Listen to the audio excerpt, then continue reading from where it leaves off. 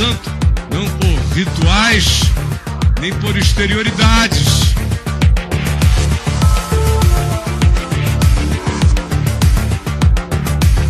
Mas pelo corte que vai surgindo de percepção na minha consciência, pelo aprofundamento do meu olhar, interpretando a vida cada vez mais segundo Jesus, segundo o Evangelho, conforme a mente de Cristo.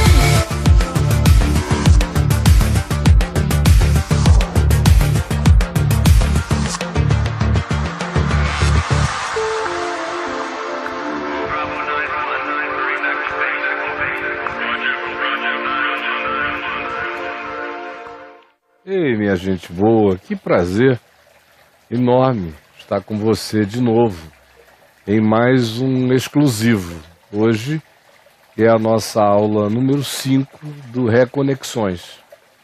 Eu vou apresentar a você a aula original, que sempre gira em torno de 10 minutos, e aí depois disso eu quero falar mais uns 45 minutos e abrir a oportunidade para perguntas exclusivamente pertinentes ao nosso assunto. Se você tiver qualquer outro interesse, coloque-o num outro ambiente, como o papo de graça ou coisa do gênero. Aqui a gente trata cada dia do assunto do dia, para não haver distração. Existe tanta oportunidade aqui na VMVTV para cada um expressar o que deseja, como curiosidade pessoal, ou pesquisar no portal caifab.net, onde praticamente você acha quase tudo de curiosidades pessoais. Portanto, aqui eu lembro, todas as questões são diretamente pertinentes à aula, ao que eu vou dizer e ao que vai surgir em você, ou já surgiu em você, quando assistiu essa aula, como questão, como dúvida, como necessidade de aprofundamento. Tá bom? Então, com você, a aula número 5 do Reconexões.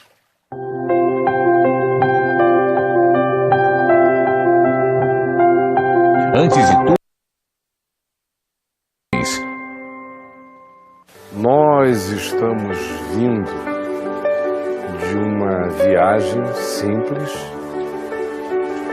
na qual eu falei que a compreensão judaico-cristã do mundo nos diz que Deus tem 4 canais de revelação explícita. Ele tem a natureza, os céus proclamam a glória de Deus, Salmo 19, Paulo diz em Romanos, no capítulo 1, versos 17 em diante, que o que de Deus se pode conhecer, extra revelação particularizada, acontece através das coisas que foram criadas.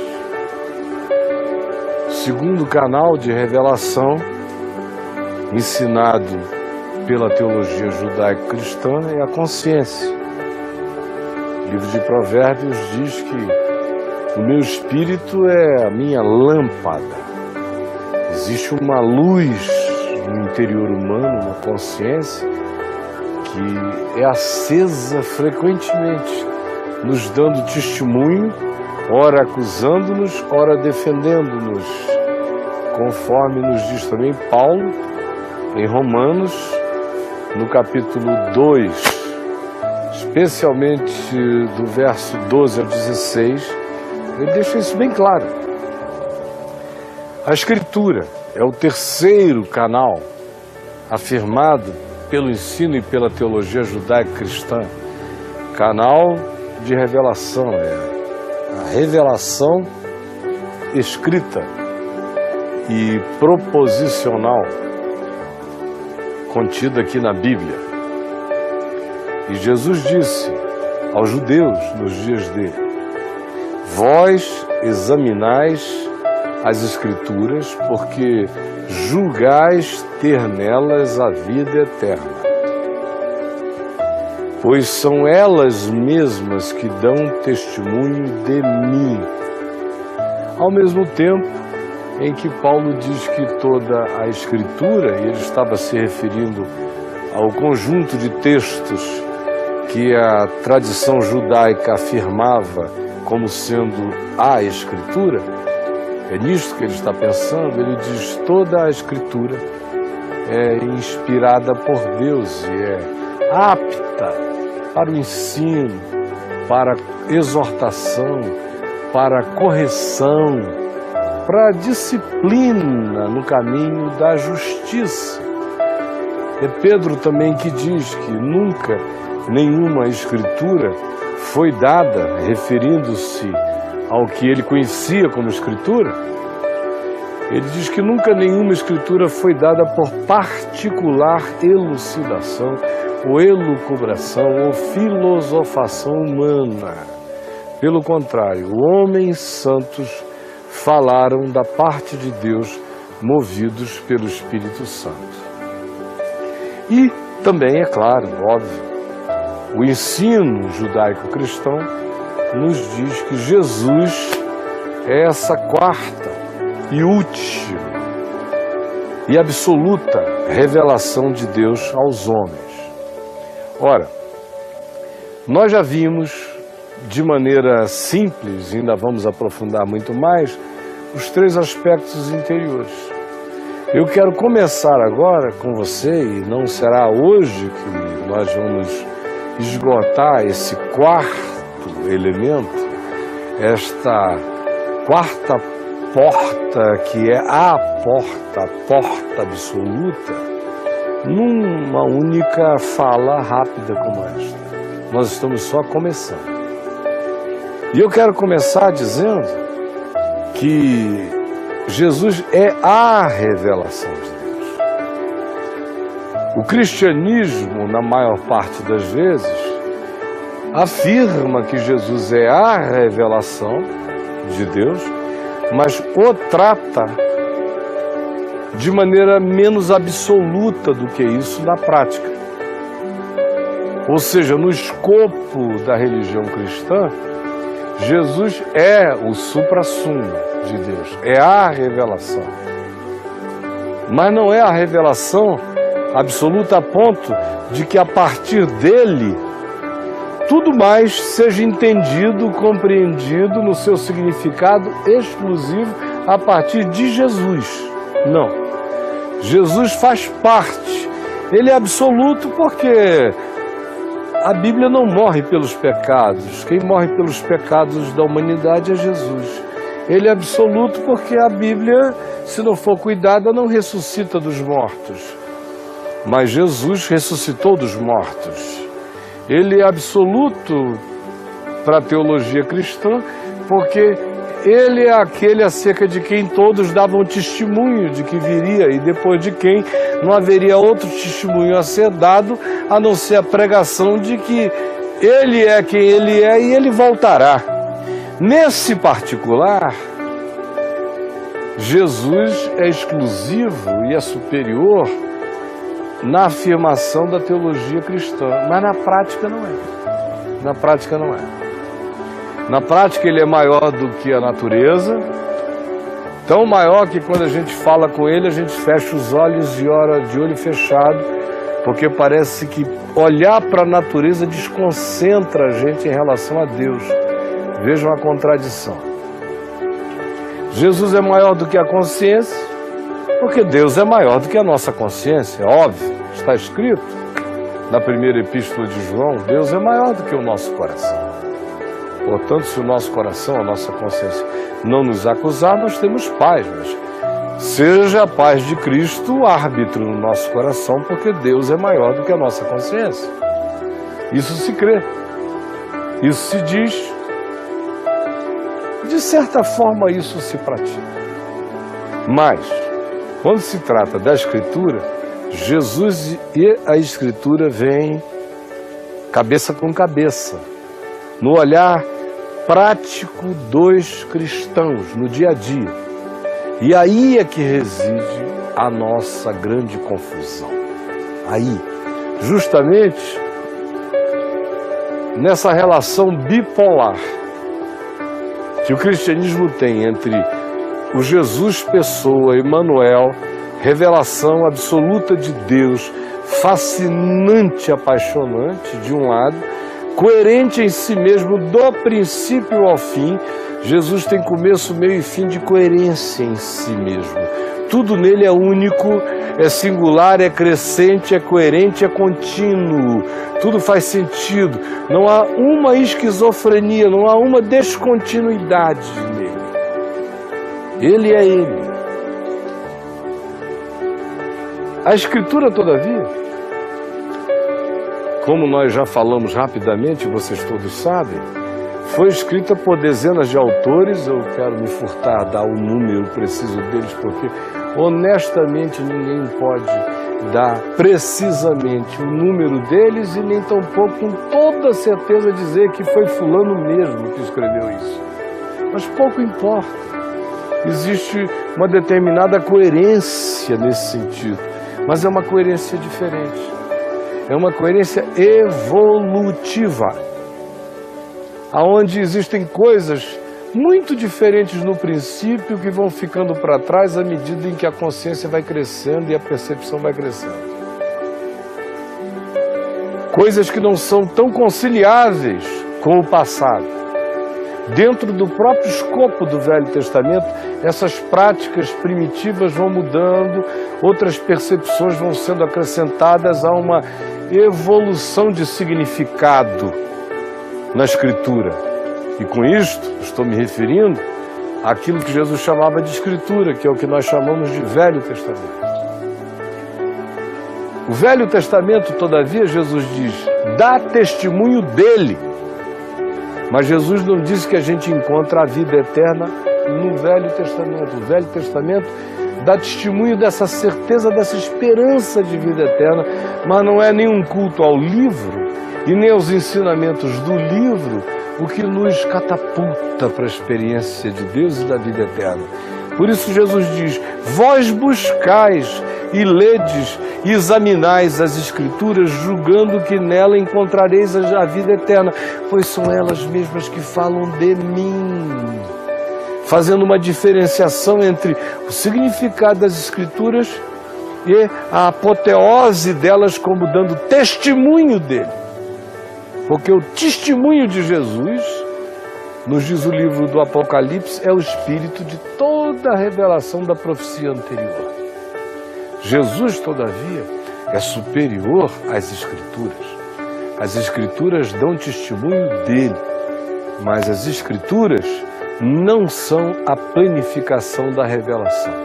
Isto eu explicarei no nosso próximo encontro. E eu espero que todos vocês estejam aqui com a gente. Até lá, então. Eu acho que foi bem claro, sinceramente. Atendendo ao propósito desse dia, esses 10 minutos foram bem claros. A minha ênfase, como você notou, foi na diferenciação entre o significado da revelação na sua completude absoluta em Jesus e o testemunho que a Escritura dá na indicação desse que é o centro de todas as coisas e que é em torno de quem as Escrituras giram, trazendo esse testemunho do amor, da intervenção, da revelação de Deus à humanidade através de canais distintos e esse afunilamento na perspectiva de que a Escritura é um dado histórico, espaço-temporal, geopolítico, vinculado à história dos hebreus, à história dos judeus. Essa é a primeira coisa que a gente tem que admitir. Que existe, inegavelmente, algo especial no fato de ter havido a eleição, a escolha, ou, olhando por uma linguagem e uma perspectiva meramente humana, a percepção dessa revelação de Deus entre e crescentemente entre os semitas hebreus que vieram a se tornar os judaicos judeus que nós conhecemos.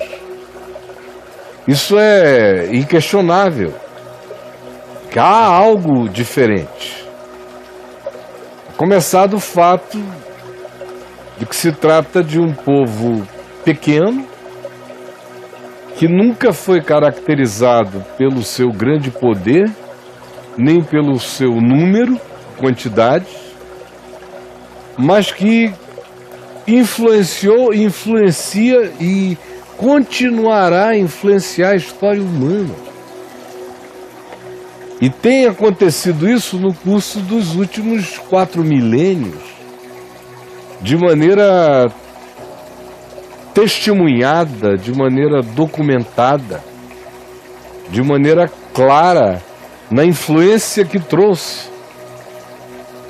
Não era um povo dominante, ao contrário, era um povo errante, hebreu, apuru, que significa aquele que caminha, que atravessa a fronteira, que não se instala definitivamente, que está em permanente movimento. Portanto, eram caracterizados por um estilo de vida nômade, frequentemente um tanto eremita por muito tempo, e foi a experiência de terem crescido em quantidade durante o que se tornou para eles numa escravidão no Egito, porque eles foram lá de livre vontade buscar mantimentos e comidas, nos dias de Jacó e de seus filhos, de José, que se tornou figura importante no Egito.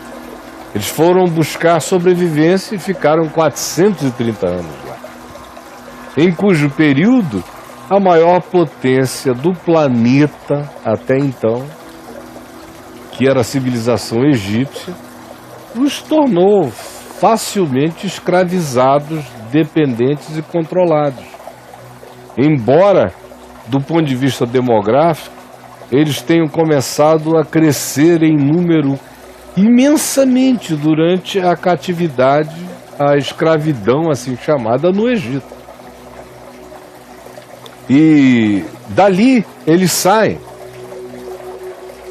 E a história do Êxodo, de 40 anos de peregrinação num pedaço de terra que não é tão longo assim, o deserto do Sinai, eles teriam, nas quantidades e números de pessoas apresentados no livro do Êxodo, teriam atravessado de ponta a ponta em 2 meses.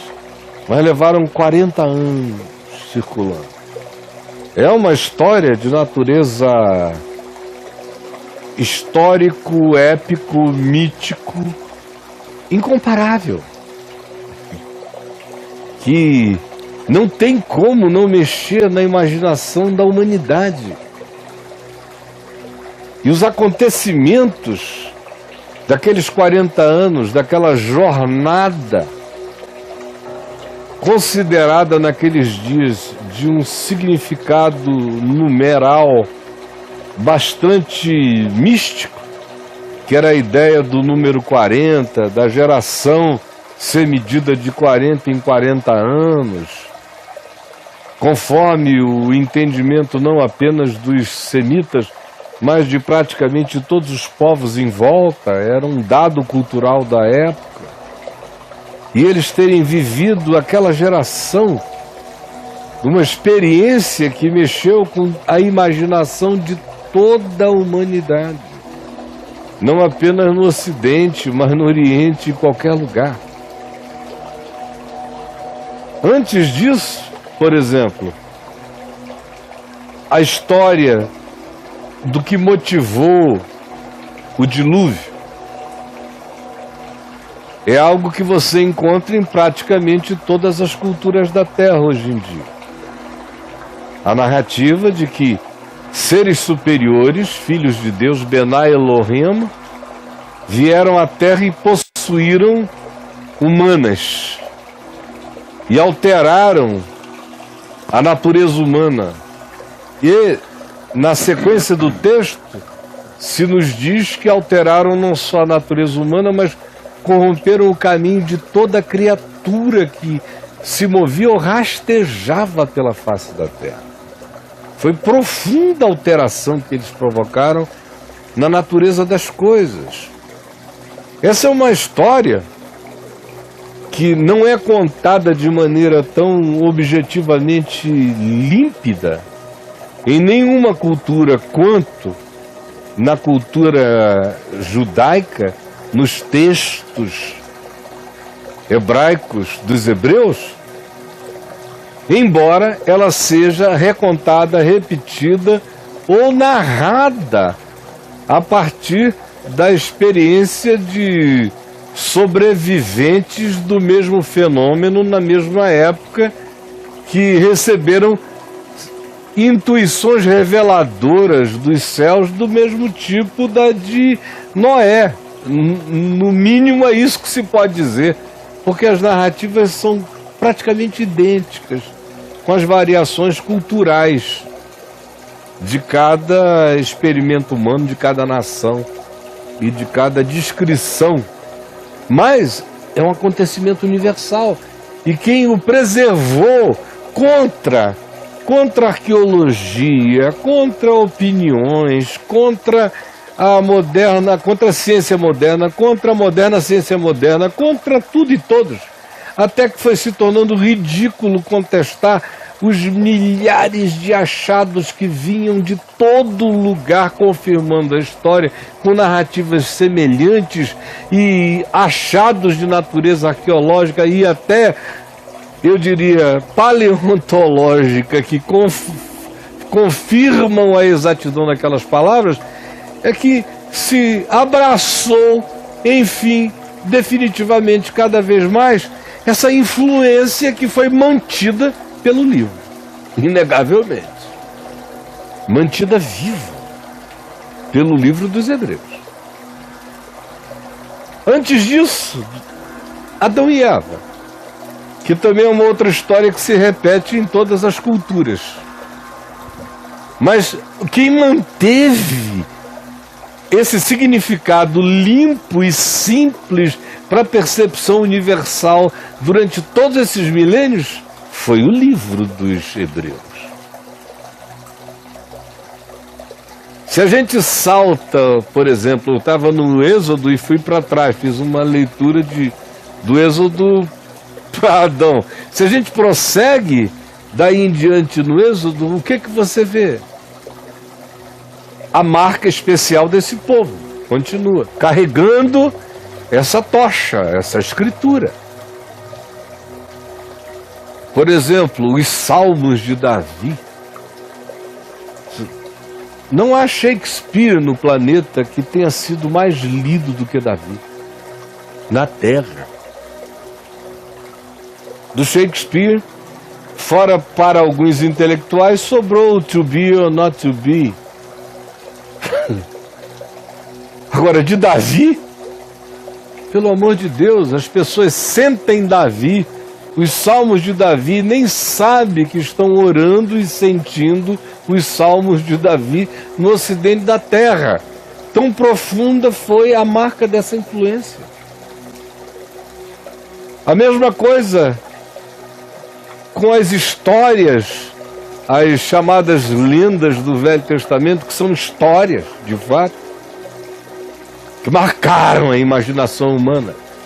Ou o grito dos profetas, que se antecipou a todas as exegeses sociológicas de Marx, de quem quer que tenha tido algum desejo de contemplar o significado de justiça entre os humanos e na civilização humana. Ninguém precedeu tão extraordinária e divinamente os profetas.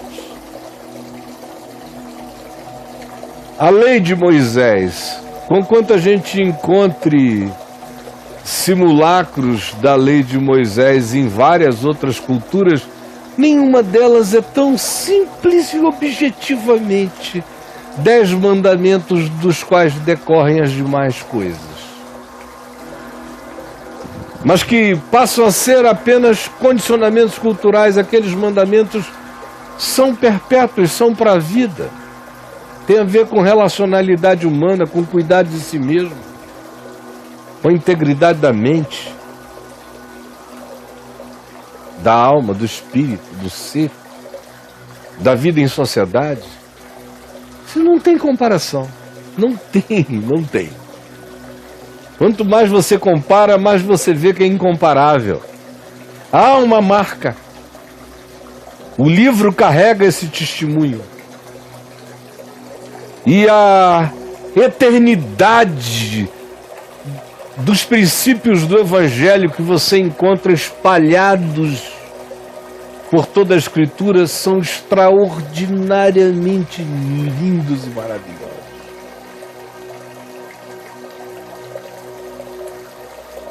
E como a Escritura tornou o povo hebreu especial, a raça dos hebreus, o povo de Israel e a raça dos judeus tão especial na terra, sendo eles tão massacrados, tão perseguidos, tão odiados, tão holocaustizados e tão inextinguíveis.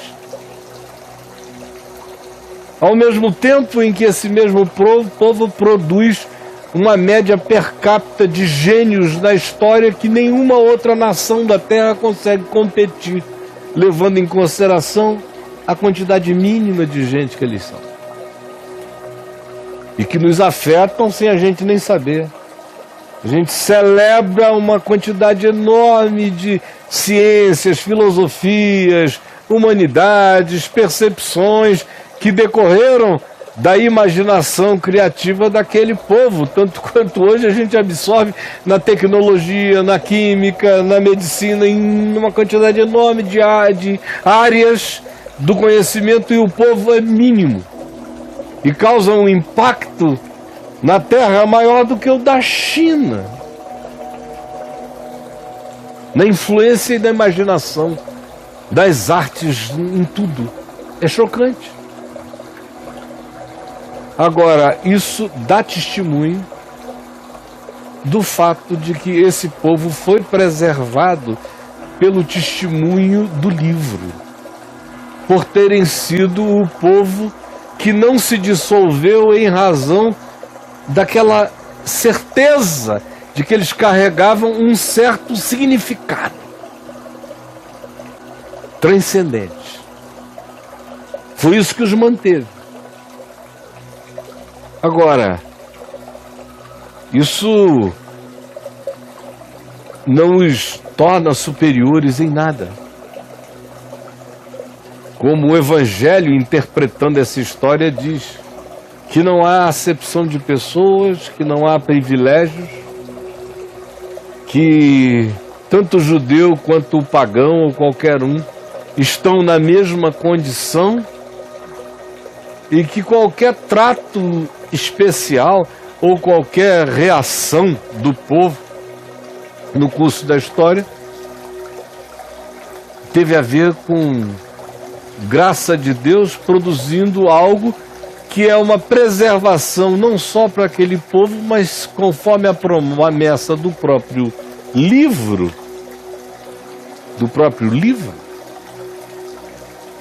seria salvação e luz a iluminar todas as nações do planeta, sabendo ou não sabendo elas que estavam sendo iluminadas por tal revelação.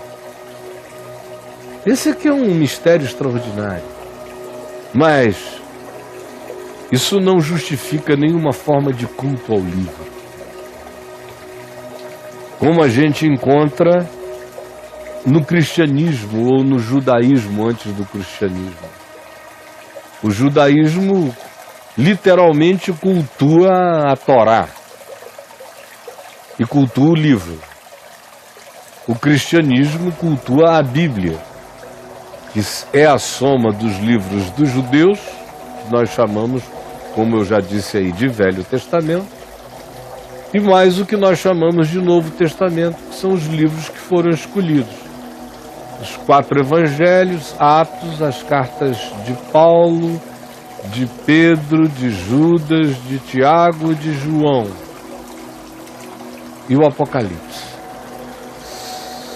Aí nós chamamos essa outra soma de Novo Testamento, e a soma das duas partes nós resolvemos chamar de biblioteca, de biblos, de livro, de casa dos livros, ou de livros. É isso que Bíblia significa, os livros. Uma linguagem judaica seriam as escrituras. Agora, por que este livro, lindo, maravilhoso, sobre o qual eu acabei de falar aqui, existe uma inigualabilidade no que está descrito aqui, e que é um filete de orientação contínua, uma lâmpada. Foi uma lâmpada não só para um povo, mas para toda a humanidade, mesmo no espargir mais longínquo dessas percepções. Não se pode, todavia, cultuar o livro pensando que ele era o objetivo de Deus no planeta. E nem tampouco cair nessa armadilha tosca de uma miopia absoluta, que é, por causa do culto ao tal de capa a capa, eu me converti com essa história do eu creio neste livro de capa a capa. Era uma coisa que garantia a sua ortodoxia. Quando você dizia que cria no livro de capa a capa, você ficava grande, você ficava importante, você ficava crente, de capa a capa. Tinha pregador que só sabia dizer isso, chegava lá, temos que crer na Bíblia de capa a capa, meus irmãos. E o povo, aleluia! Eu nasci na fé assim, no de capa a capa. Em pleno culto ao livro. Sinceramente, as pessoas se convertiam e elas pensavam na instituição ou nas instituições que imprimiam o livro aqui no Brasil como se fossem lugares santos.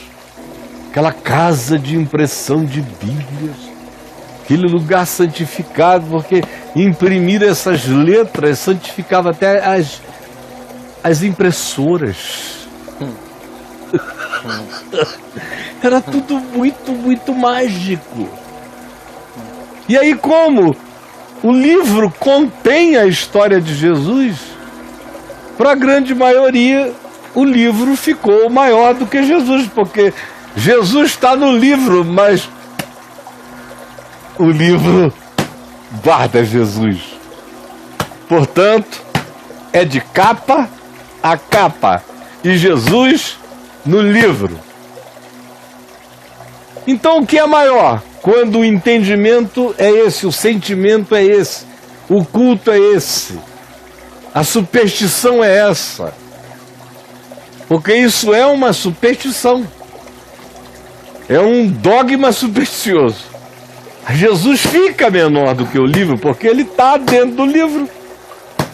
E como no Ocidente, eu tenho que ser alfabetizado para ler o livro, então as letras e a imprensa e o livro ficam muito maiores do que a revelação, do que Jesus.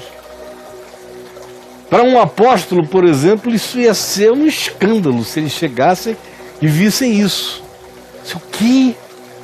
Vocês têm um livro, a soma desses livros nessa conta, que faz Jesus se tornar menor do que o livro, que faz com que aquilo que no livro foi vencido ficou para trás, porque Jesus realizou, cumpriu o prometido, vocês continuam a manter, porque está de capa a capa no livro e Jesus também está preso dentro desse livro, eles não conseguiriam entender.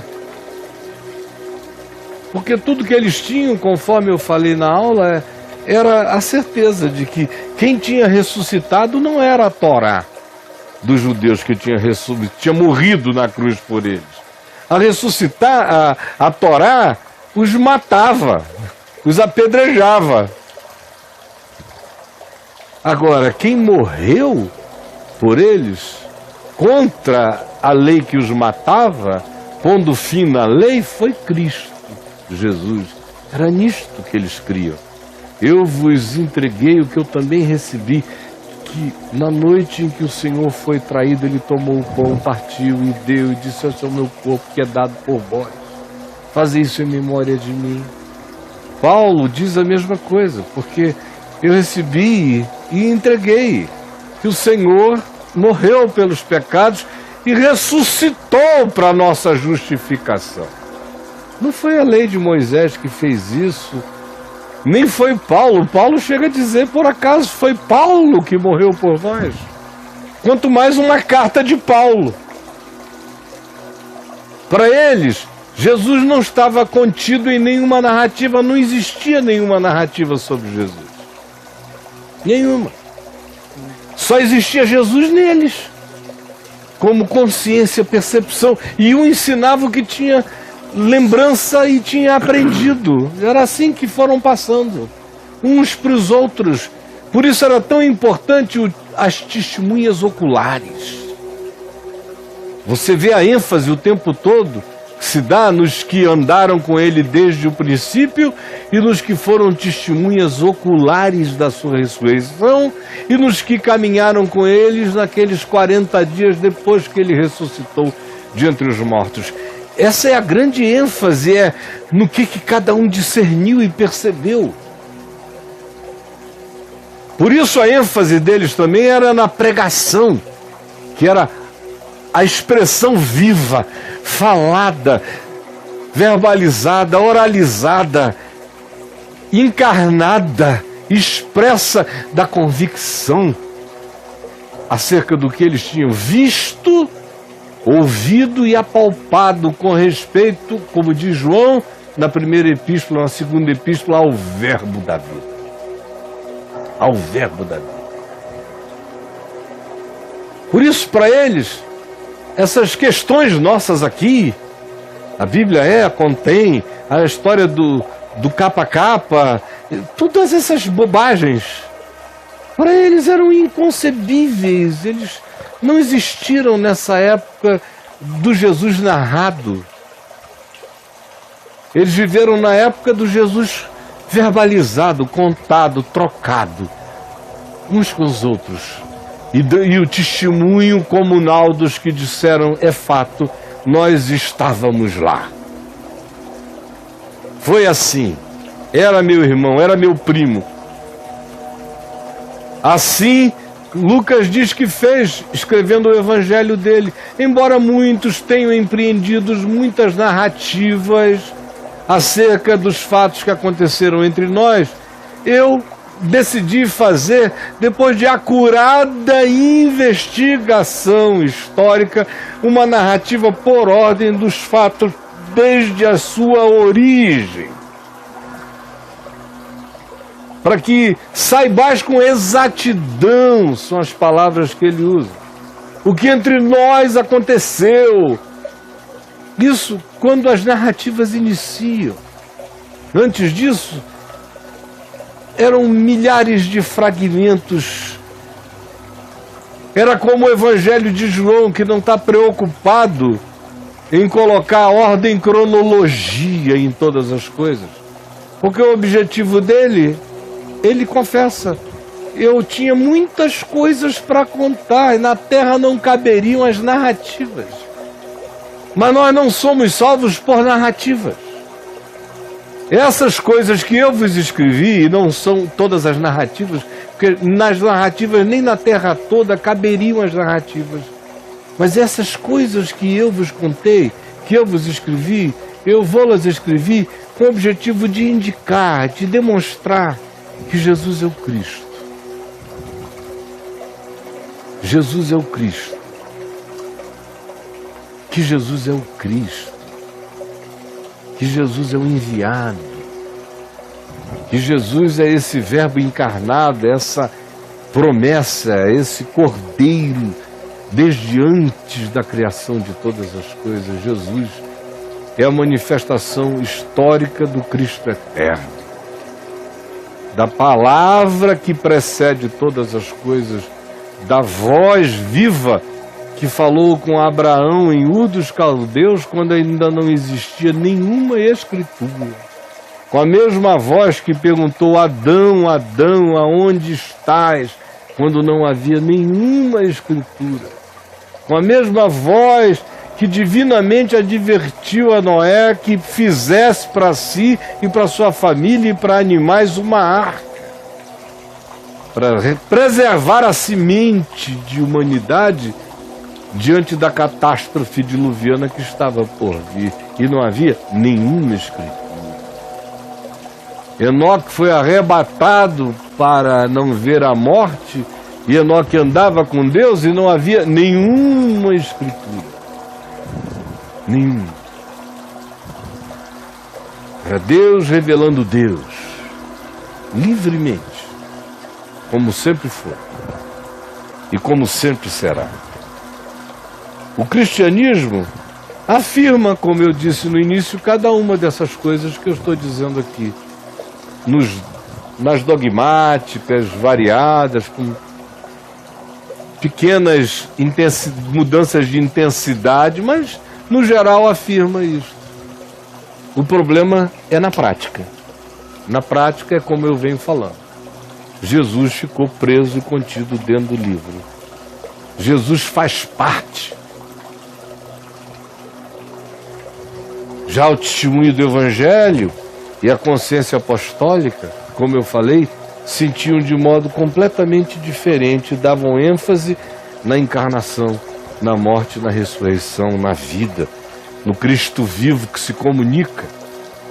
Por exemplo, a experiência de Paulo, em Atos, no capítulo 9, aquele míssil celestial, aquele meteoro eterno, aquela luz, aquela bomba, explode no peito dele, às portas de Damasco, na Síria. Bem, Saulo, Saulo, por que me persegues? Quem era o pregador? Que megafone era esse? Que alto-falante era esse?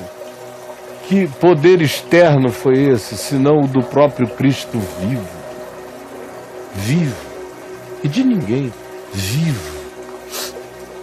Vivo. Essa realidade de que Jesus é soberano e vivo. Está vivo. É que os cristãos perderam. Foram transferindo isso para muitos lugares.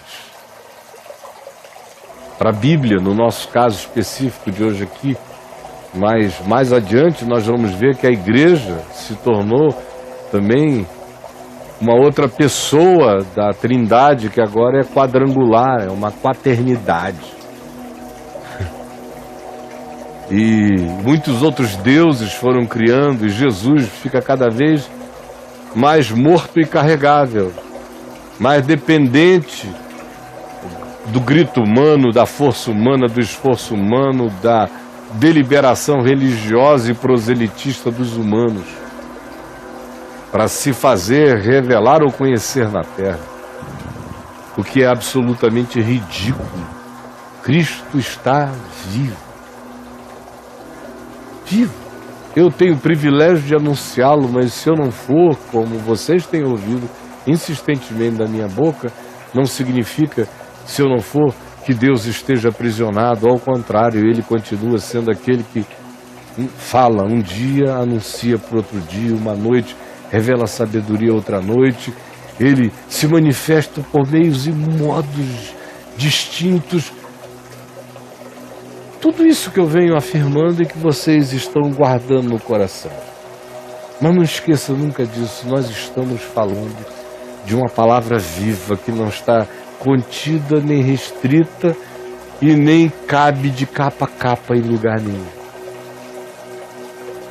Aqui, na narrativa da Escritura, eu tenho a fundamental referência histórica para avaliar a validade do que se diga a respeito de Deus aqui e ali, para desmisturar a experiência religiosa, psicológica, catártica, mediúnica, ou do transe autoinduzido, ou induzido, ou sugestionado dos indivíduos, do que seja a revelação do próprio Deus, porque em Cristo eu fico sabendo quem Deus é e fico sabendo como o homem deve ser. É isso que eu aprendo e vejo em Jesus. Quem me vê a mim, vê o Pai, ele diz. Como dizes tu, mostra-nos o Pai. Eu estou no Pai, o Pai está em mim. As palavras que eu vos tenho dito, não as digo por mim mesmo, mas o Pai que permanece em mim faz as suas obras. Então, eu sei como Deus é quando eu olho para Jesus. E sei como o homem deve ser, porque ele diz: negue-se a si mesmo, tome a sua cruz e siga-me, para ser homem, para ser gente. Aí eu entendo o que significa ser filho de Deus. Fico sabendo quem Deus é e fico sabendo que como Deus é, o homem deve ser, porque ele é filho de Deus. Tudo fica muito simples. Idiotamente simples. Tão simples que você vai dizer daqui a pouco: ah, Caio, eu sempre pensei assim. Só vivia numa confusão danada até agora, né? Mas guarde isso no coração e não esqueça nunca mais que Cristo é tudo. A criação foi criada nele. Toda a criação existe nele. Nele nós nos movemos, existimos, respiramos, nele tudo subsiste. No Cristo que é, em quem todos os universos e multiversos acontecem. Tudo quanto seja existência em qualquer dimensão existe nele, foi por ele criado.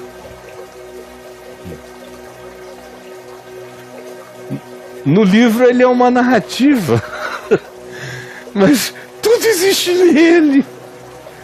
A narrativa diz que tudo existe nele, portanto, não cultue a narrativa, adore. A criação existe nele. A minha consciência, quando tem qualquer luz, a fagulha veio dele. Porque toda boa dádiva, todo dom perfeito vem do alto, descendo do Pai das luzes, em quem não pode haver nem mudança, nem sombra de variação. A Escritura dá testemunho dele. São elas mesmas que testificam de mim, ele diz. E todo o espírito da Escritura, o testemunho da Escritura, o testemunho dos profetas, tudo isso indicava a essência, a centralidade de todas as coisas que está em Cristo Jesus. Enquanto isso não fica real para a gente, e também a consciência de que Jesus não inaugura Cristo, é o Cristo que se encarna em Jesus, e a diferença entre Jesus, o Cristo, e Cristo Jesus, é o que nós vamos ter que aprender cada vez mais, e no curso do Reconexões, essa diferenciação vai crescer. Jesus é o Cristo, mas Cristo existe antes de Jesus. O Jesus histórico é o Cristo encarnado, absolutamente o Cristo de Deus. E um com o Pai. É o unigênito do Pai. Mas o tempo todo Jesus está dizendo: quem me dera, Pai, eles pudessem ver a glória que eu tive contigo e junto de ti antes que houvesse criação. Essa era uma coisa que chocava os judeus. Esse ainda não tem 30 anos, ou tem 30 e poucos, e diz que conheceu Abraão. Aí Jesus disse: Abraão viu os meus dias e regozijou-se. Ao mesmo tempo em que ele era aquele que estava lá. Foi ele quem disse que de Abraão procederia aquele povo. Foi ele quem revelou toda a graça o tempo todo. Ele é aquele general na noite que vem a Josué, e Josué, estupefato, pergunta: tu és um dos nossos ou dos nossos adversários?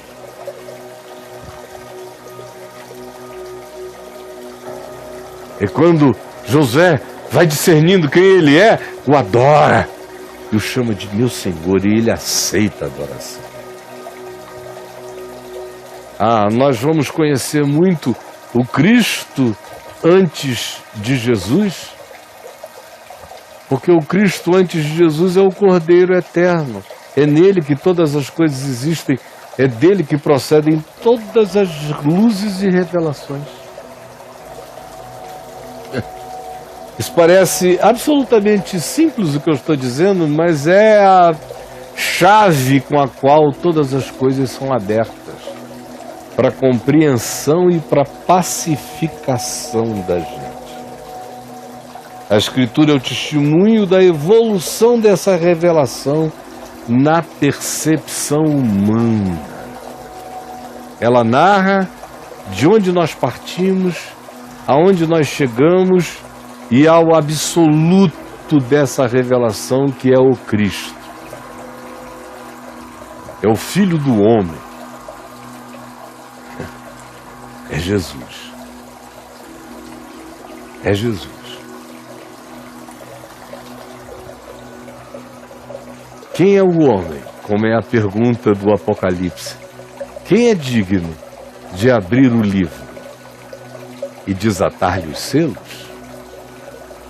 E a narrativa do Apocalipse 5 diz que João, o narrador, afirma: e eu chorava muito, eu não parava de chorar. Porque não havia ninguém em nenhuma dimensão que fosse digno de abrir o livro e desatar-lhe os selos e soltar a história humana na direção do seu final e de convergência final para Deus. Eu chorava muito, até que um dos anciãos me disse: pare de chorar, porque a raiz de Davi, o leão de Judá, venceu para abrir o livro e lhe desatar os selos. Aí João diz: então eu vi,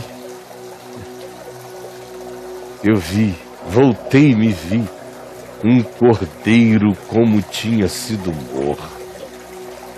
E ele veio e tomou o livro da mão direita daquele que se assenta no trono indizível. E então todos se curvaram e adoraram. Eu vi que toda criatura no céu, na terra e debaixo da terra dizia: digno é o Cordeiro de tomar o livro e quebrar-lhe os selos, que foi morto e com seu sangue comprou para Deus gente de toda tribo,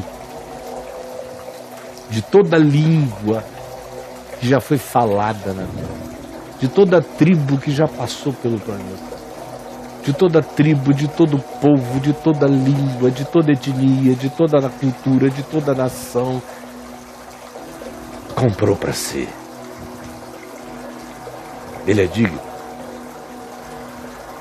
Pois é nessa dimensão que cobre toda a criação, atinge toda a consciência, se deixa testemunhar, porém não se deixa conter pela Escritura, porque só encontra a revelação plena em Jesus, que revela para o homem quem Deus é e revela ao homem o que o homem pode ser. E Jesus é o Cristo eterno, que é a revelação de Deus. Para mim, que tive o privilégio de conhecê-lo em Jesus o Cristo. E ele é a revelação para aquele que, mesmo não tendo ouvido o nome Jesus, foi visitado pela luz eterna do Cristo eterno, do Cordeiro eterno, imolado antes da criação do universo. Essa é uma pílulazinha de para onde a gente vai evoluir nessa consciência e nesse caminhar com Deus. E no dia de hoje, a partir das coisas ditas nos 10 minutos anteriores, eu decidi fazer essa antecipação de muitas das coisinhas que vão sendo, que são hoje reafirmadas por mim a você, mas que serão apanhadas no curso da nossa viagem, como pequenos Joãozinhos e Marias pegando os pães que estão sendo espalhados na trilha que nós vamos percorrer juntos. Vamos a um pequeno intervalo e é o tempo que você escreve e manda as suas perguntas. Hoje eu esqueci de dizer também que você não ficasse logo mandando perguntas que logo depois seriam esclarecidas, porque às vezes o pessoal fica na ponta dos cascos, né? Querendo perguntar. Eu falo uma frase, ele não entendeu, já cai. Deixa para o fim.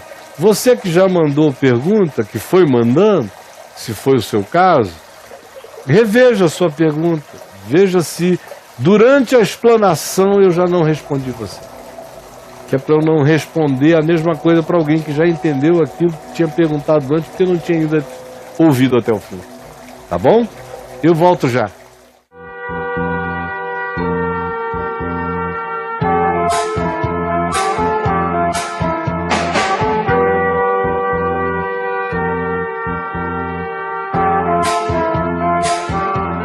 You're just too good to be true.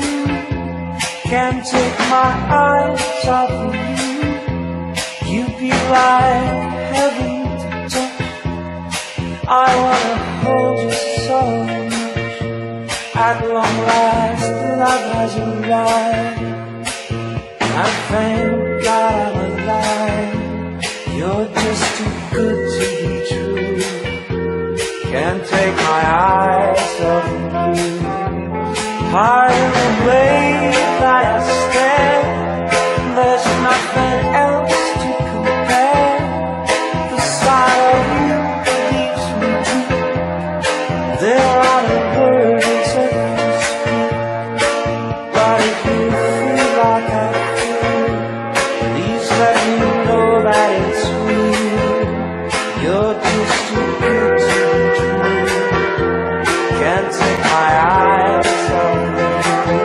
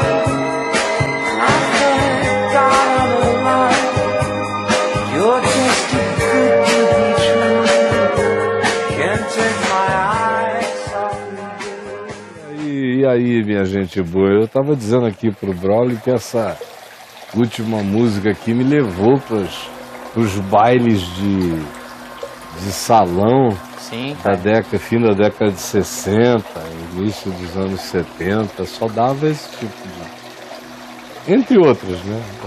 Esse tipo de melodia. E ela sobreviveu à minha época, tá? É? Eu sou um pouco mais Você novo. dançou muito com o rosto juntinho, com essa rapaz, música, eu... ali na penumbra Sim. das boates caseiras. Das boates caseiras, das festinhas nas garagens. Isso, o pessoal fazia. No nosso tempo era moda fazer, né? Era tão bom. Quando eu digo nosso tempo, não tô, você já pegou um outro modo de fazer. Mas, Caio, eu sou um filho de uma pessoa da sua geração. A minha mãe me teve muito nova. A minha mãe ficou grávida de mim aos 19 anos. Então, como eu era coladinho com ela, eu acompanhei os anos 60. Eu vivi com ela. Porque ela era apaixonada com essa época aí, música. Ela sempre gostou muito de música. Então eu cresci aprendendo. Eu estava me referindo mais à ambiência de como era. Sim. Porque mudou muito entre os 60 e os 70. Deu uma mudada violenta. Aí nos 80 foi para outro planeta quase. Mas a experiência, a ambiência. Mas as nossas festinhas, elas tinham um pouco esse jeitinho dos anos 60, assim. Eu lembro que a minha mãe falava quando eu tinha uma festinha, ela falava, a gente fazia assim. Tinha um pouco essa nostalgia. As famílias faziam isso, era um negócio que os pais produziam. Aquela coisa de pôr o disco. Botava, aí apagavam as luzes, aí serviam os filhos. Sim. Ficava aquela coisa, e eles ficavam de longe, que era assim, para não ter muito excesso. Né? Vigiando. Era lindo. Bom, mas isso a gente já desvirtuou aqui, o exclusivo. Claro. Isso é o curso deste mundo. Vamos lá, é o curso deste mundo. É o curso deste mundo. Vamos trabalhar aqui com outra categoria exclusiva. Vamos lá. Vamos lá, querido. Caio, a pessoa pergunta aqui para você o seguinte. Caio, sobre a bibliolatria, ok? Caio, seria justamente para evitar esse tipo de bibliolatria, entre aspas, que Jesus se furtou a escrever seus ensinos? Se ele tivesse escrito qualquer coisa, teria sido o fim. Seria sido o fim. Assim como também se ele tivesse mandado separar alguma coisa, se Jesus tivesse criado uma arca da aliança, como Moisés, onde dentro tinha a arca em si, que já era um negócio extraordinário. Dentro da arca tinha as tábuas da lei, 2 tábuas da lei, um pouco do pão do maná, e a vara de Arão, do sacerdócio, a vara que floresceu, a vara seca que deu flores. Dentro da arca da aliança. É o kit arca. Um testemunho. Imagina que essa arca desapareceu, porque do contrário ela teria sido a ruína dos judeus. Né? Ela desapareceu quando as últimas narrativas são antes do cativeiro para a Babilônia. Ali naquele período ela sumiu. Olha isso. E o Apocalipse é quem toca no assunto de novo, dizendo que ela foi achada no trono celestial, no tabernáculo celestial, ou seja, não desta dimensão, porque nesta dimensão, se você disser, olha, essa é a chave de Jesus, e Jesus chegar e dissesse, olha aqui, essa é a chave, pegasse uma chave, sim, a chave de Jesus, e dissesse, essa chave é a minha chave, guarda, quem tiver essa chave abre as portas do reino. Acabou. Tudo. Acaba. Você quer ver? Aquela serpente de bronze de Moisés no deserto. Lembra da história? Claro. O povo em pecado, desobediência, imoralidade, todo tipo de loucura. Aí vem as serpentes abrasadoras. Muita ingratidão, mágoa no coração, murmuração, as bichas vêm.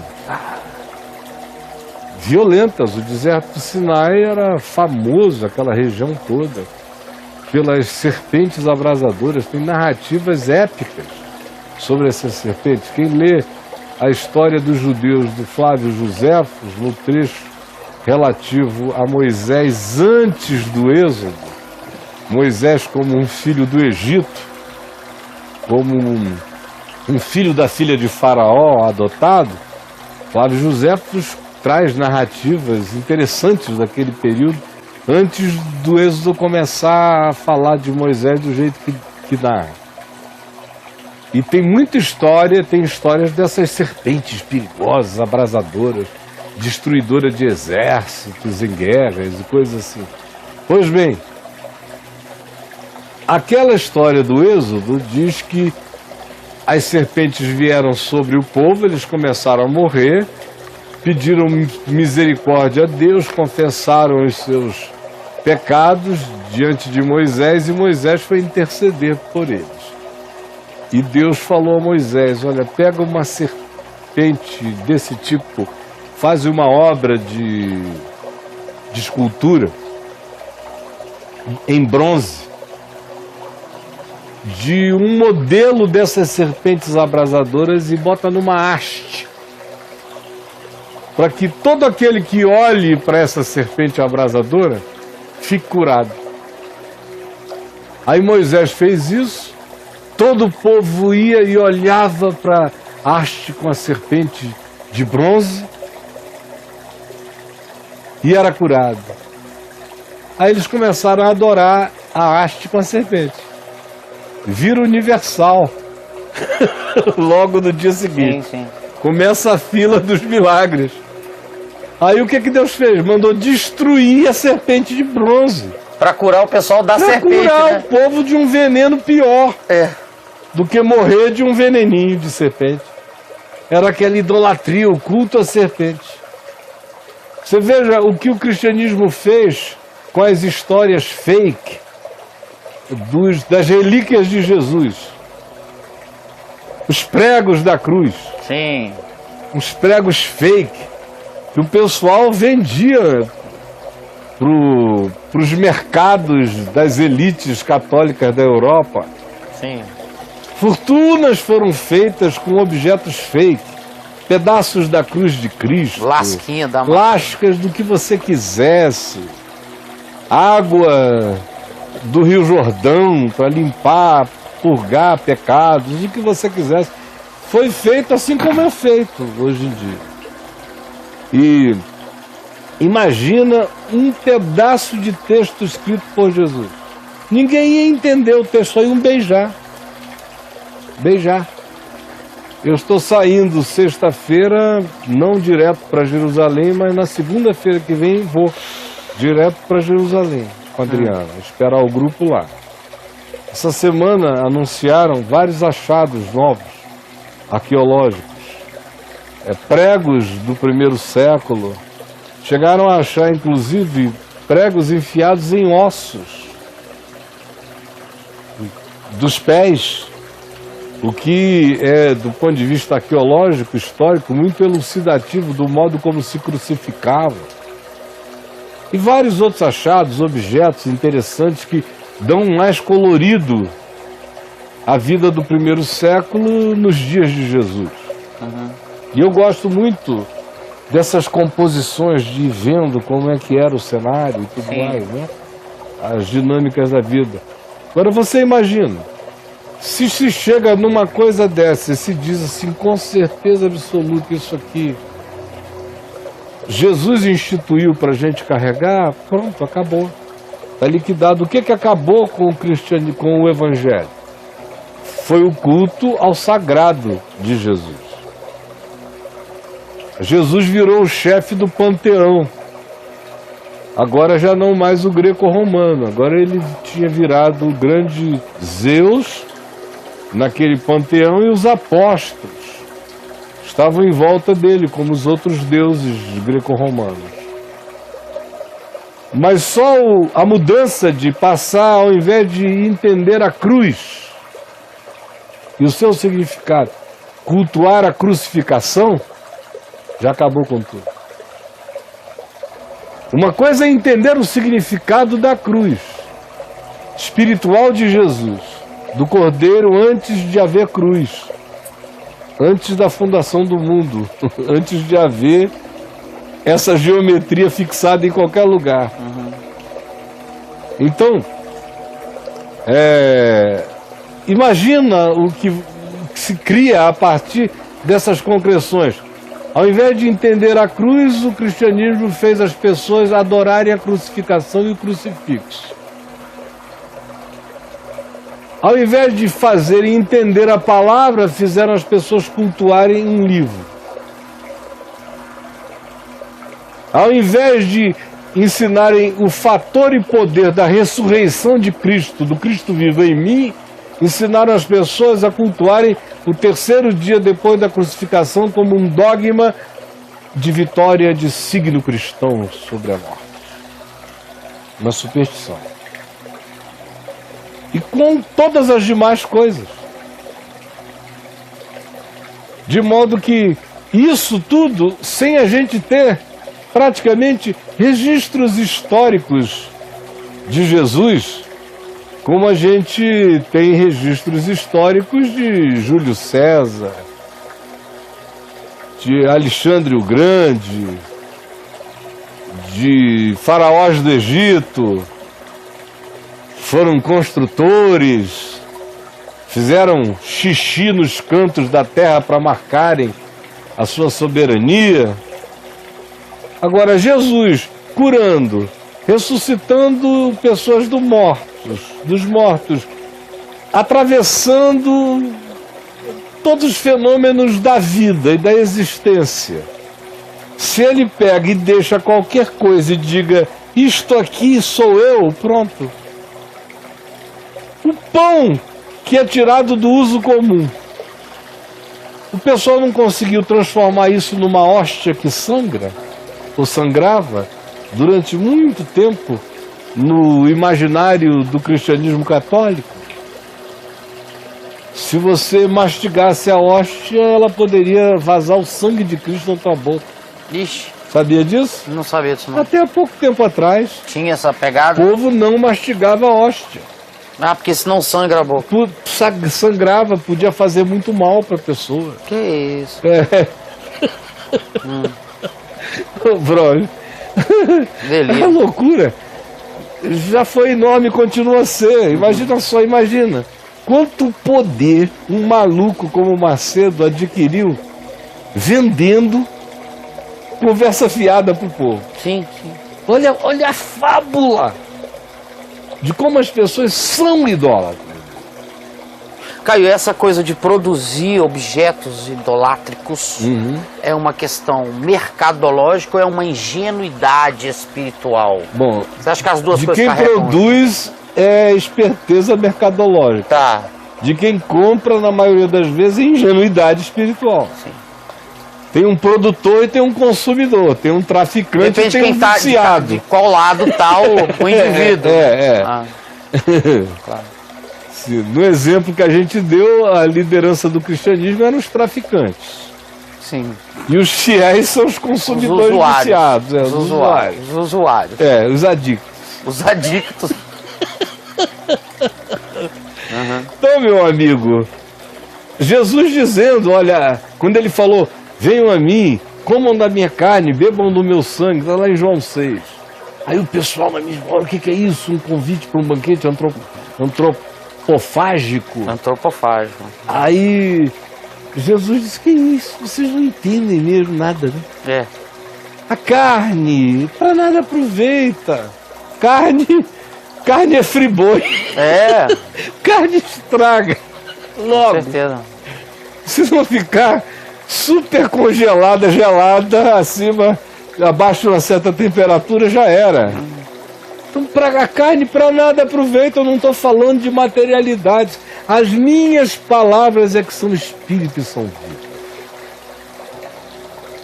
Mas, ai Jesus, essa necessidade idólatra é uma coisa que está presente na alma da gente e poucas pessoas ficam totalmente libertas disso. Só vão fazendo pequenas transferências. Mas libertas. E tem pouca gente. Sim, a resposta é sim. Se tivesse feito qualquer coisa que fosse um legado material, pronto. O vento tinha parado de soprar, né? E ele disse, as minhas palavras são espírito, são vento e vida. Espírito e vida. O vento, o espírito, sopra onde quer. Ouves a sua voz. É como um dia que ensina sabedoria a outro dia, uma noite que revela conhecimento a outra noite. Sem linguagem, sem palavras, não se ouve nem um som. No entanto, a terra toda, por toda a terra se faz ouvir a sua voz. E as suas palavras até os confins. E aí? Caio, uma das razões que mais ouvi e ainda ouço sobre a importância do livro capa a capa é a questão da ortopraxia. Como perceber a importância disto a partir do olhar do Cristo? Ortopraxia só existe uma. Sabe o significado de ortopraxia? Sim, eu estou olhando aqui, eu dei um Google aqui. Aqui, ortodoxia. É o reto caminho, é linha reta, o reto caminho, ortodoxia. Ortopraxia é a reta prática, a prática reta. Ah, tá. Então, a história do capa a capa, não sei se você sabe, mas foi uma coisa que ficou importante aí por 1930. Nos Estados Unidos, ficou extremamente importante, era uma questão de vida ou morte. A Bíblia se tornou o livro da salvação. Sim. E os genuinamente salvos eram os que criam de capa a capa. E que, em geral, se tornavam pessoas puritanas. Porque elas queriam ser de Jesus e, ao mesmo tempo, obedecer às leis de Moisés. Aquela velha mesma história de sempre. E eu acho que você ainda não percebeu a diferença até hoje. Porque você chama ortopraxia de aceitação dos conteúdos de capa a capa, quando não tem nada a ver com isso. Isso é impossível. Se você vem me seguindo aqui, fazendo o curso comigo, já teria dado para ver a impossibilidade. O fim da lei é Cristo.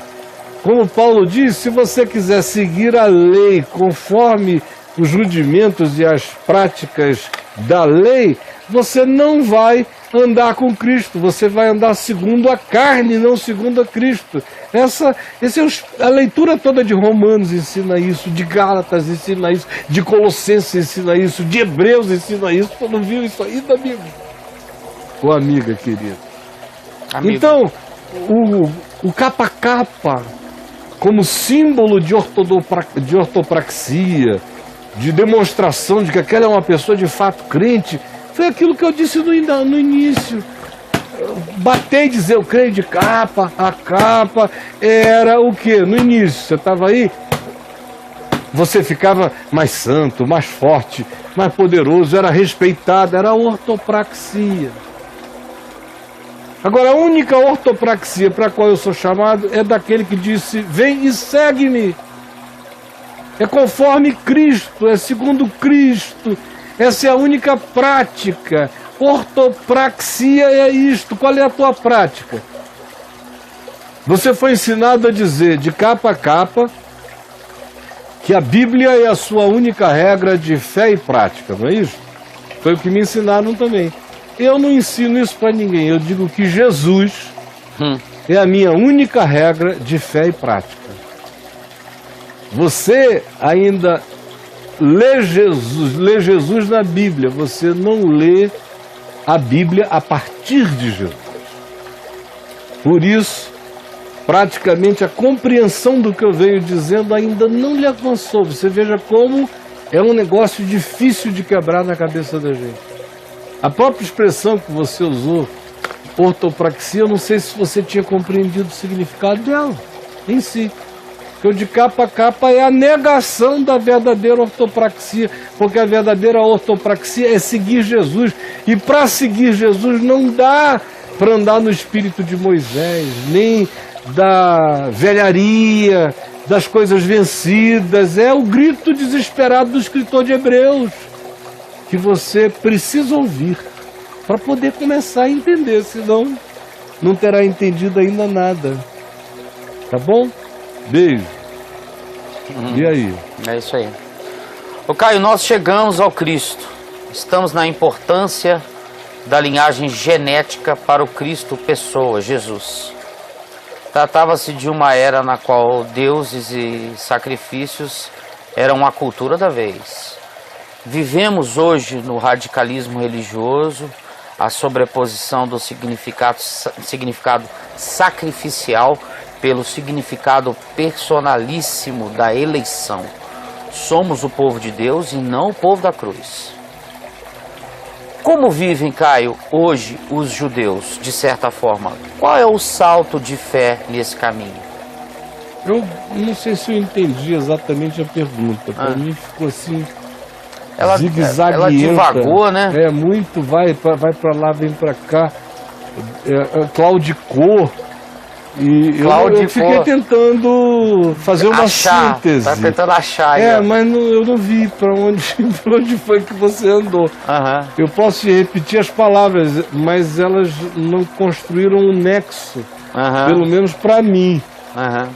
Eu vou tentar responder a última pergunta, porque tudo que foi dito antes não corrobora a questão final. Então não foram considerandos para uma conclusão. Foi apenas um espalhar, um espargir de afirmações que concluiu com os judeus. E a conclusão, a questão do judaico, qual foi? Repita. Como vivem hoje os judeus, de certa forma. Ela bota certa forma entre parênteses. Certo. Eles vivem como um povo que cultua essa herança. Eles ainda estão lá atrás. O judeu secularizado não é mais um ente religioso. Olha. A maior parte da população de Israel é altamente secularizada. É um pessoal completamente europeu na sua percepção comportamental. Sim, Caio. A maior parte da nação. Mas mantém o culto à história dos judeus. Mesmo o ateu judeu cultua a história judaica. O judeu não praticante, por exemplo. E que não sabe se Deus existe ou nem mesmo crê em Deus. Tá. Mas ele diz, eu creio na história dos judeus. Tem uma coisa estranha, divina, por assim dizer. Sim. Eu já ouvi várias vezes. Você já ouviu isso lá? É divino, por assim dizer. Sim, cara. Na história judaica, mas eu não creio em Deus. São especialmente os que sobreviveram ao Holocausto. Muita gente ficou agnóstica ou ateia durante o Holocausto, por causa do Holocausto, e as gerações pós-Holocausto. A pessoa de longe imagina um Israel feito daqueles judeus hassidim, ou dos ultra-ortodoxos, dos ortodoxos, dos conservadores, ou isso, aquilo, mas sempre aquelas figuras, Muro da Lamentação, cachinhos aqui do lado, aqueles caras. Alguma cartola na cabeça, fraque, fazendo orações em movimento. Pô, mas você já esteve 2 vezes lá comigo, você anda pela rua em Israel, você também vê aquelas figuras, mas não vê só aquelas figuras. Claro. Se você sair, por exemplo, em qualquer lugar que não seja Jerusalém, você quase não encontra aquelas figuras. Sim. Em Tel Aviv, ou na Galiléia, ou em Haifa, você não encontra tanto. É gente comum. E com comportamentos naturais do mundo ocidental. Sim. De modo que, como vive o judeu hoje? A maioria deles com a certeza de que existe uma importância que eles não conseguem nem bem explicar. Mas é um culto a ser preservado, porque todo judeu, até o ateu, entende que se eles não tivessem sido preservados pela história, eles teriam sucumbido como todos os outros povos. Sucumbiram. E a história foi narrada para eles e narrada por eles e narrada acerca deles na Escritura. Essa é a grande unidade que eles como povo têm. Continua a ser a Torá.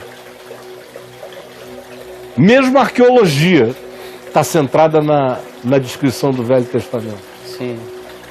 Velho Testamento de um lado, Flávio Josefas do outro, a nossa história anterior e consequente. Nasce tudo daí.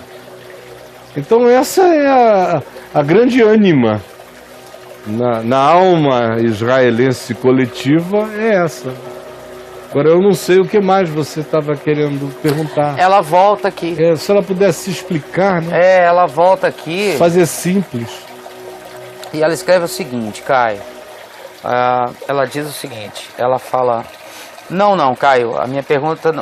como vivem os judeus é uma afirmação, não é uma pergunta. Os judeus radicais. Estou perguntando qual o salto da eleição para o sentido da cruz. Chegamos, ela bota entre parênteses, chegamos a Jesus nas aulas. Ela escreve isso. Aqui no exclusivo, sim. É isso que ela... No exclusivo. Estou perguntando qual o salto da eleição para o sentido da cruz. Eu continuo não entendendo a pergunta dela. Ela tinha que ter feito uma pergunta mais direta. Eu não sei. Caio, deixa eu te perguntar uma coisa. O que ela está querendo? Qual o salto da eleição para o sentido da cruz? Eu não estou lhe entendendo. O que você quer dizer? Faça uma pergunta como se eu fosse um garotinho de 8 anos. Isso. Porque eu não acho que eu sou de difícil compreensão para nada. Sim. Mas eu realmente não estou te entendendo. Eu vou te confessar que eu já fiz perguntas para você que eu não entendi patavina e vocês respondeu e entendeu o que o cara falou. Ao longo desse tempo nosso aqui. Eu já fiz perguntas que eu falei, gente, eu vou perguntar eu não isso aqui. estou compreendendo. Você não entendeu, meu amigo. Então... Ô, Caio, o povo judeu é o povo... o povo judeu é o povo assim como é que eu vou dizer essa? Como é que eu vou elaborar essa pergunta para você? De história. Agora eu acho que eu entendi. Dá para você guardar isso aí? Claro. Só acho que você também foi uma das que não entendeu o que eu falei. Porque ela diz, chegamos a Jesus no curso. Mas nós chegamos a Jesus no curso comigo dizendo que Jesus não inaugura o Cristo. Sim. Foi o Cristo que se encarnou em Jesus. Então, qualquer que seja a sua pergunta, ela morre aí. Em relação a que salto foi esse. Veja a aula de novo, ela está gravadinha, ouça, tente entender. Às vezes a gente complexifica o pensamento achando que aquilo significa profundidade, mas a profundidade simplifica o pensamento. Na realidade é isso, entendeu? Desculpa, Braulio, o que você ia perguntar? Eu anotei porque eu não estava conseguindo elaborar a pergunta para você, que é o seguinte, o judeu, Caio, é a pergunta minha, tá? Certo. É o povo com a maior pureza de tradição histórica da humanidade, pode ser considerado? Não, eles mantiveram o que eles puderam, mas eles sofreram uma quantidade muito grande de sincretismos. Eles lutaram contra o sincretismo como praticamente qualquer outro povo. Não conheço na história, exceto exemplos rápidos, de povos que tenham lutado tanto contra a miscigenação quanto os judeus. Você tem um exemplo de Hitler. É aí que eu estou querendo chegar. Um exemplo hitleriano, ariano. Sim. Daquela coisa de preservar. Mas os judeus não tinham esse culto genético. Eles tinham um culto ao Deus de Abraão. Mas veja a quantidade de gente de fora que é absorvida na história de Israel. Você está me entendendo? Na pergunta dela, da outra moça, ela falou em genética, em momento genético, não sei o que e tal. Eu falei, também não entendeu. Porque, deixa eu ver se ela...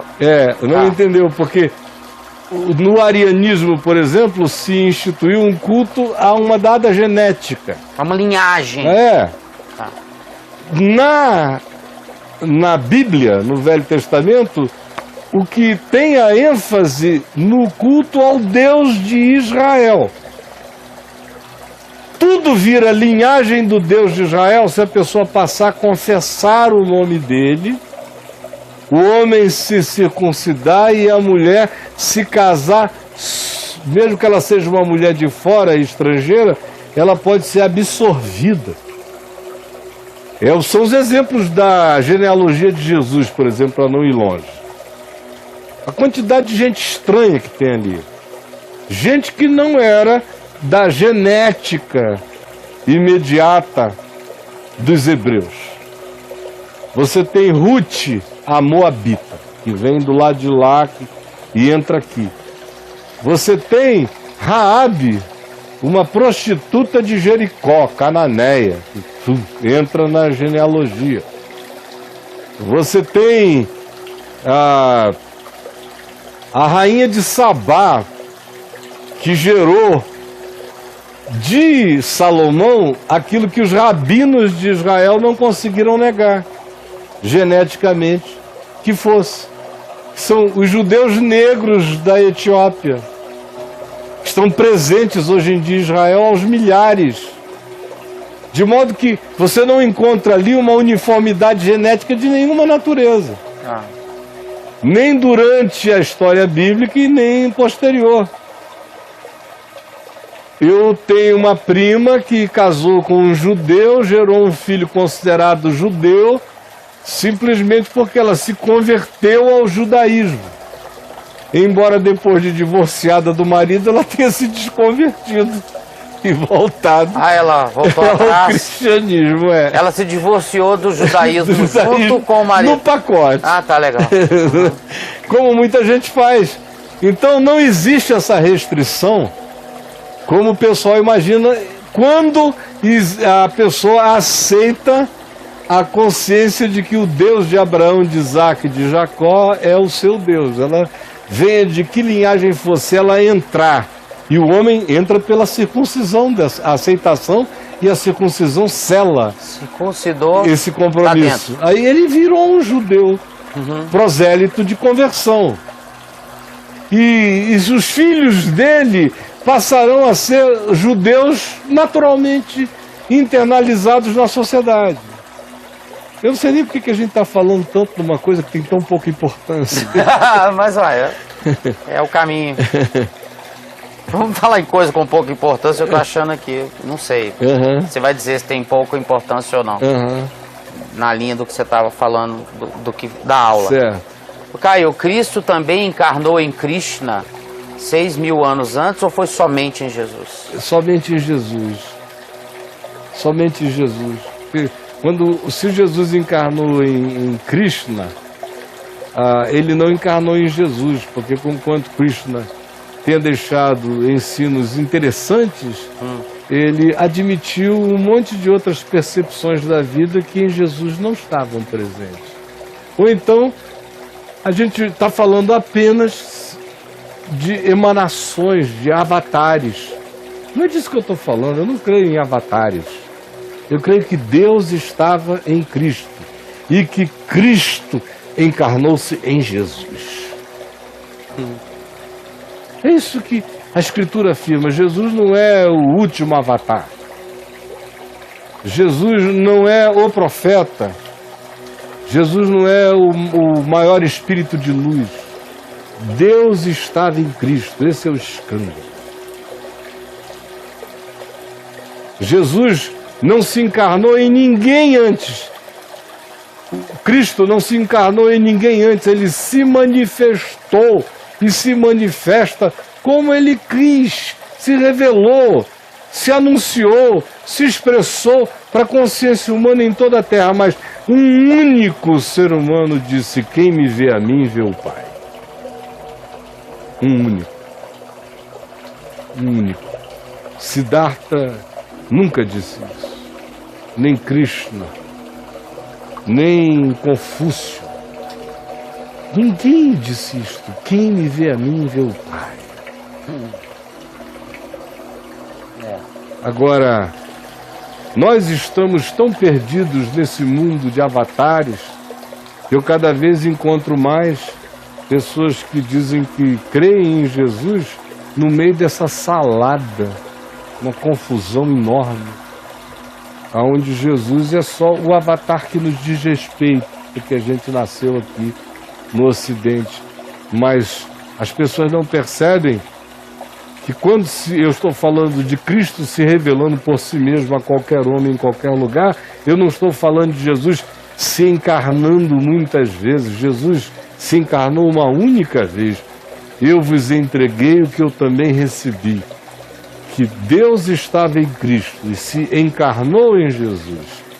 Jesus, nascido de mulher, nascido sob a lei, nascido sob a maldição da lei, e que nele foi cumprida toda a lei do céu, da terra e de todas as dimensões, porque ele foi o único que viveu absolutamente em amor e em Deus e em verdade para com o próximo, abrindo o caminho no meio do não caminho. E ele morreu pelos pecados de todos, antes, durante e depois. Porque ele era a manifestação do Cordeiro, do Cristo eterno, que tinha se imolado antes de qualquer criação, tinha criado já fazendo oferta de redenção e graça para a sua criação. Jesus é a expressão desse mistério que veio antes de todas as coisas. E eu creio que ele ressuscitou de entre os mortos, não para mostrar que ele era o mais macho, o mais poderoso, nem o mais fortinho dos avatares. Ele ressuscitou dos mortos para vencer a morte, rasgar o véu do medo, arreganhar a vida eterna na cara de quem crê. É isso que eu prego, esse é o Evangelho. Quem não entendeu isso, não entendeu o Evangelho ainda. Ainda está vivendo do Jesus avatar, confuso e perdido no meio do panteão das religiões e das filosofias, e profundamente esotérico sem saber. Não é isso que eu ensino. Vocês vão aprender a discernir com a graça de Deus. Tem mais uma última pergunta, brother, pra gente, ou a gente para por aqui? Depois do... Tem mais um tempinho? Temos 15 minutos ainda. Vamos lá. São 15 minutos? Sim. Esse Jesus Krishna aí, né? O cara pergunta aqui, Caio, Krishna é um tipo de fator Melquisedeque, seria? Podemos pensar assim? Eu tenho essa dúvida há tempos. Eu não gosto de fulanizar a revelação. Fulanizar a revelação. Eu acho, como eu tenho dito e creio, que Deus se manifesta a partir de tudo e de todos. É o que está sendo dito aqui. De tudo e de todos. Agora, começou a querer fulanizar e iniciou a era do batismo dos nossos avatares. Entendi. E aí começa a batizar avatar. Essa parada do avatar é boa. Cristo está falando, ele fala a todo tempo. Claro. Crianças, velhos, ventos, pensamentos, subtezas, sustos, sonhos. Um pensamento que vem maior do que tudo e que canta amor em mim. Sim. Desmonta Himalaias de amargura, dissolve-os no mar do perdão. Cristo em mim, em qualquer homem, em qualquer lugar. Você ouviu dizer que hoje, numa aldeia da China, um homem perdoou outro homem. Tá aí. É Cristo. Sim. Você ouviu dizer que no meio daquela loucura da Síria, hoje, em lugares de morte, de angústia, de medo, uma pessoa correu o risco, abriu a porta, botou o filho de um inimigo para dentro, alimentou e cuidou. É Cristo. Não foi o que Jesus disse. Venham de todas as nações. Está lá em Mateus 25. Quando vier o Filho do Homem, as nações, as etnias do mundo inteiro se reuniram. Isso significa de tudo que já houve, de tudo que havia, de tudo que haverá. Todas as nações, todas as etnias se reunirem. E ele separará uns dos outros como quem separa cabritos das ovelhas. Para lá, para cá. E dirá aos que estiverem à sua direita, usando uma linguagem pastoril do Oriente Médio, do primeiro século, era como os pastores faziam, todo mundo compreendia. Dirá aos que estiverem à sua direita, as ovelhas, vinde, benditos do meu Pai, tomai posse do reino que vos está preparado desde antes da fundação do mundo. É do mesmo, desde quando o Cordeiro de Deus foi imolado pelos homens, o reino vos está preparado desde a fundação do mundo. É tão simples, juntar tudo, faz um sentido único e simples. Entrai no reino que vos está preparado. Aí por quê? Tu preparavas um reino para mim, eu não sabia nem de ti. Por quê? O que foi que a gente fez? Você veja como era um pessoal que não tinha conhecimento informativo acerca da persona que os convidava. Entrai. Quem és tu? Por quê? Que foi preparado para mim. Por quê? Porque eu tive fome. E tu me deste de comer. Tive sede. Tu me deste de beber. Estava nu. E tu me vestiste. Eu fui forasteiro. E tu me acolheste. Eu estava enfermo e tu foste ver. Eu estive preso e tu foste visitar. Então lhe dirão: Senhor, nós nunca te vimos assim. Quando foi que te fizemos qualquer uma dessas coisas? Eu então lhes direi: sempre que o fizestes a qualquer desses pequeninos espalhados pela terra, em qualquer lugar, a mim o fazias, a mim o fizeste. E dirá aos que estiverem à sua esquerda: apartai-vos de mim, para extinção, para o fogo, para aquilo que consome, que faz não ser, desexistir. Por quê? Porque eu tive fome e não me deste de comer. Eu tive sede e não me deste de beber. Gente, a história é flagrosamente simples, chocante, dramaticamente esbofeteante. Por isso nós somos todos imperdoáveis. Porque quem não quis entender nada, entenda isto aqui. Porque a partir disso aqui você vai compreender o resto. Ah, minha gente. Não compliquem, pelo amor de Deus, o que o Evangelho simplificou para a profundidade da verdade em nós. A maioria está muito mais contaminada mentalmente, filosoficamente, religiosamente, por essa quantidade enorme de opiniões de deuses.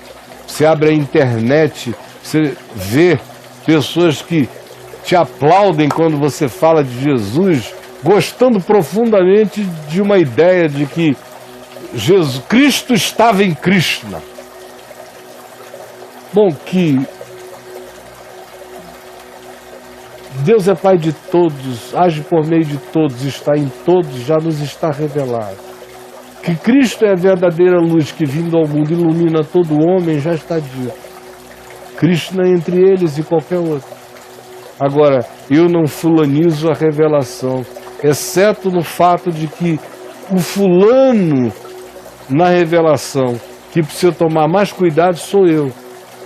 Porque é a mim todo dia que Jesus chega, ou com fome, ou com sede, ou carente, ou aflito, ou desesperado por verdade, ou procurando um socorro, um agasalho, nem que seja de natureza espiritual e psicológica, de modo que cada um faz o que pode. Esse está praticando o Evangelho. Essa é a ortopraxia. Isso. Essa é a compreensão do Evangelho de Cristo, mesmo quando o indivíduo não teve a informação ainda sobre Jesus. Porque, como eu disse, Jesus não estava inaugurando Cristo. Cristo estava absolutamente encarnado em Jesus. Gente boa, vamos ficar por aqui hoje. Vamos, Caio. Grande beijo, Deus nos abençoe. Até o nosso próximo encontro, com a graça de Deus. Eu me torno santo não por rituais, nem por exterioridades,